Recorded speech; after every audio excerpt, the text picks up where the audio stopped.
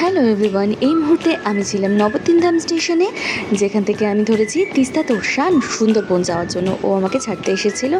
দুঃখ এটাই যে ওকে নিয়ে আসতে পারিনি। আমরা পৌঁছে গেছি তিস্তা তোরসা ধরে শিয়ালদাতে, যখন রাত্রি প্রায় 3:30। আমাদের এক্সিকিউটিভ লঞ্চ বুক করা ছিল। বাবা ওখানে রেস্ট নিচ্ছে, আমরা বাইরে কিছু খাওয়া দাওয়া করে, আর দেখো 4:15 বাজছে।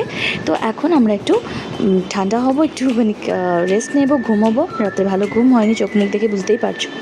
তারপরে আমাদের কিন্তু ক্যানিং লোকাল ধরে চলে যেতে হবে ক্যানিংয়ে, আর তারপর সেখান থেকে অটো করে আমরা চলে যাব সোজা বোটে। চলে এসেছি বোটে। আচ্ছা, এই মুহূর্তে কেমন লাগছে তোমাদের? এক্সস্টেড কেমন লাগছে? এক্সস্টেড প্রচন্ড গরম, প্রচন্ড গরম। এই গরমে কেউ এসো না। কেমন লাগছে? সত্যি বলছি, এই গরমে যে কারা এখানে ঘুরতে আসে আমি জানি না। ভীষণ গরম, তার মধ্যে গরম গরম লুচি এখন ফুলে উঠেছে। দেখো আমাদের টিফিনের জন্য চলে এসেছে ব্রেকফাস্ট, লুচি আলুর দম আর মিষ্টি। গরম ভাল লাগছে না। লুচি আলুর দমের পর দেওয়া হয়েছিল ফ্রুটি সবাইকে ড্রিঙ্কস হিসেবে। আই এম ভেরি টায়ার্ড, খুবই টায়ার্ড, ভাল লাগছে না। এদিকে বোট ছাড়তে ছাড়তে কিন্তু প্রায় বেলা 11:30 12:30 বেজে যায়, যেটা অনেকটাই দেরি। এটা যদি আমরা জানতাম তাহলে আর রাতে জার্নিটা করতাম না, তাহলে আমরা দিনের বেলাতেই কোনো ট্রেনে আসতাম। সত্যি তাহলে কষ্টটা একটু কম হতো। তো যাই হোক, আলটিমেটলি আমাদের বোট ছেড়ে দেয়। আর এখন আমাদের স্পট হচ্ছে বেকন বাংলো আর হ্যামিল্টন বাংলো। আমি জানি ওগুলোতে এমন কিচ্ছু নেই। আচ্ছা, আমাদের বোটের নাম কিন্তু ছিল NB অন্নপূর্ণা 2, তোমরা দেখলেই হয়তো। হ্যাঁ, প্রথমবার আমি জঙ্গলে এসেছি, প্রথমবার নদীতে এরকমভাবে সারাক্ষণ ভ্রমণ করব, এটা একটা আলাদা এক্সপিরিয়েন্স। এই সময় বেশ হাওয়াও লাগছিল, ভীষণই হাওয়া, মানে বেশ হাওয়া না, ভীষণ হাওয়া, ভালো লাগছিল এমনিতে। কিন্তু খুব গরম ছিল। এই গরম থেকে রিলিফ ছিল একটাই, যে ভীষণ হাওয়া। তো চলো আমরা দেখি কেমন লাগে সব কিছু। দেখো ওইদিকে লঞ্চের মধ্যে কিন্তু গ্যাস, মুরগি এই সমস্ত বই নিয়ে এসেছিলো। তার মাঝখানে দিল আমাদের স্ন্যাক্স, আমুদি ফ্রাই, যেটা খেতে বেশ ভালো ছিল। গরম গরম স্ন্যাক্স খেতে ভালোই লাগছিল, সাথে চাও ছিল। চলে এসেছি আমরা এটা বেকন বাংলোতে। কিচ্ছু ছিল না, জাস্ট এই জায়গাটুকু, লোকে ওখানে উপরে উঠে ছবি তুলছে, দ্যাটস অল। আর এত গরম, মা তো ভেতরেই ঢুকলো না, চলে এলো হ্যামিল্টন বাংলো।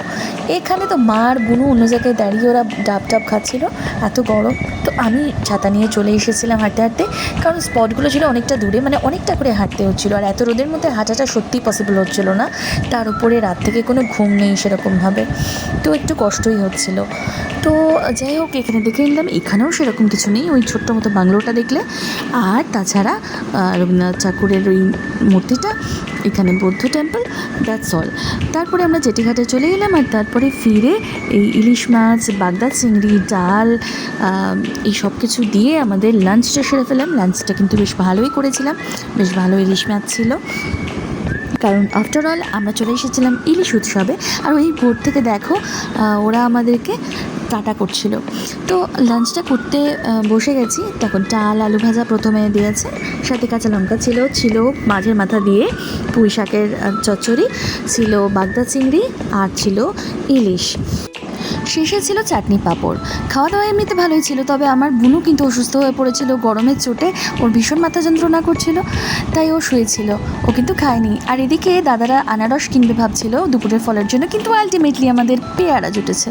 যাই হোক, তারপরে আবার হাওয়া খেতে খেতে চললাম। ওর শরীরটা এখন একটু ভালো হয়েছে, তাই ওর কাছে আসলাম নিচে। এই বোটগুলোর কিন্তু নিচে শোয়ার জায়গা ছিল, আর আমরা কিন্তু চলে এসেছি অলমোস্ট আমাদের হোটেলের দিকে। রিসর্টটা কিন্তু বেশ ভালো ছিল, কিন্তু রিসর্টের যে ঘাটটা সেটা অসম্ভব ভয়ানক ছিল। ওখানে উঠতে নামতেই আমার ভয় লেগে যাচ্ছিলো, হাত পা কেঁপে যাচ্ছিলো, সিরিয়াসলি, মানে খাতরো কি খিলাড়ি অলমোস্ট বলবো।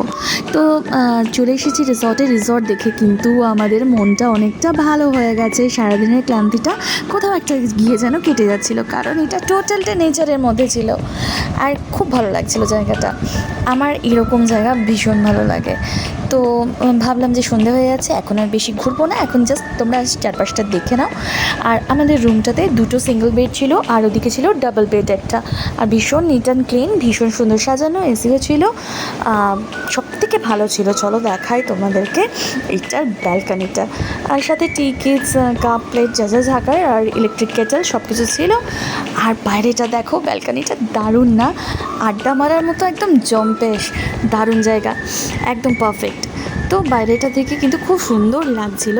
তো আজকে আমাদের আর কোনো প্ল্যান নেই, এবার শুধু রেস্ট নেব। তবে হ্যাঁ, তার মাঝখানে কিন্তু চলে এলো chicken pakora as a snacks সন্ধেবেলায়, আর ছিল কফি। তারপর রাতে ছিল আবার মাটন। আমরা ওই ছোটো ছোটো কটেজগুলো যেগুলো দেখছিলে ওগুলোতেই কিন্তু খাওয়া দাওয়া করতে এসেছিলাম। লাইটটা একটু কম ছিল ওখানে, কিন্তু খেতে ভালো লাগছিলো ওখানে বসে। তো যাই হোক, ডাল, বেগুন ভাজা আর ছিল মাটন। মাটনটা কিন্তু বেশ ঝাল ঝাল করে ওদের ওখানকার গ্রাম্য স্টাইলে করা হয়েছিল, বেশ সুস্বাদু ছিল। তো চলো আজকে রাতটুকু আজ ভালোভাবে ঘুমোই। তোমাদের সাথে দেখা হচ্ছে আবারও নেক্সট ব্লগ নিয়ে, সুন্দরবন পার্ট 2।